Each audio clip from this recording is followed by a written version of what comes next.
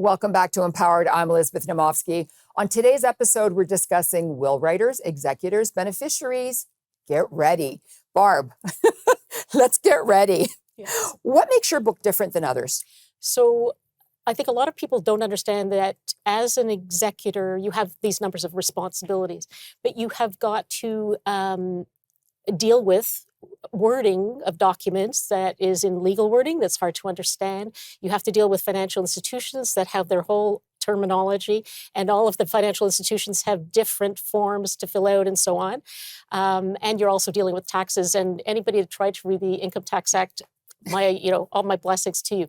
So you're dealing with many different languages. A lot of people think that, and more so at the current time, that they're just going to pass it off to a trust company, a professional to deal with it. But even if you do that, you have a responsibility about who you hire and monitoring to make sure that they get stuff done right. You're not expected to know everything, but you need to know who to ask and how to get the right sign-offs.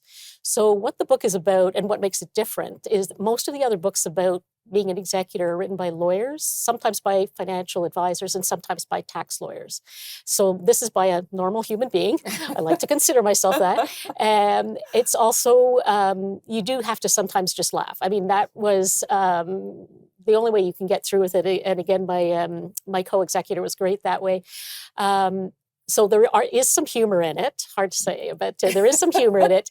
Also, there's a lot of tips, checklists, pictures, horror stories. And I think that's the other difference. As I was going philosophical during the COVID period, I realized that there's a lot of quite humorous stories about death and dying and executors in some of the historical books. So this book is easy to kind of flip through and find what you want, but it gives you a little bit of things. There's a good story about Keith Richards in there that that will at least keep you awake while you're reading it.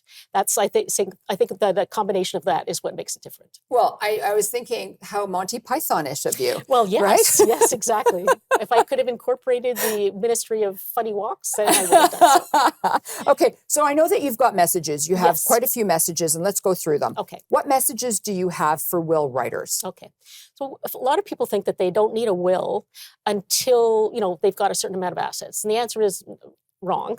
You could get one done now. And the one thing I would say is, whereas before I'd have been skeptical about one of these, paper off the internet wills, there have been a growth in electronic versions of wills that can prompt you and ask the right questions. So I'd say they're getting better. And if you're young, they are definitely affordable, and it can help because you never know when you maybe willed something, and then all of that, let's say money or art or whatever, would, if you don't have a will, it will be divided up according to something called succession law. So that rather than where you would like it to go. And that means it can go to the wrong person or persons. So number one is get a will. Number two is you do have to figure out who could be your executor. And personally, I'm a big supporter of having maybe 2 or 3 executors to split the work. And also then if one decides, like you said, to recuse themselves, you're not going to have to go to court to get somebody else appointed. It saves you time. Third thing is you need to prepare your executor because, again, I didn't know really what to expect, but I knew that I'd probably be able to manage it, but I learned an awful lot. And one of the most important things to do, especially in this electronic world we live in, is you need to have their list. Whereas before you'd have people's statements, it would be easy to find stuff. Now most of things are online. I think there was an estimate, this was a couple of years ago, that people have 150 different passwords and so on.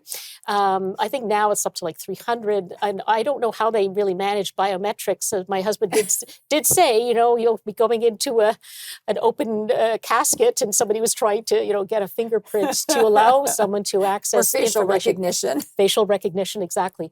So that's the third thing. And then the fourth is, this is not a once and done thing. So even if you have no changes in, by having children or in marriage, et cetera, like John and myself have not had any change in that. But then recently on a vacation, we just said, okay, we've got to get serious about going over our will again. And we in fact changed 50% of the beneficiaries just because things had changed.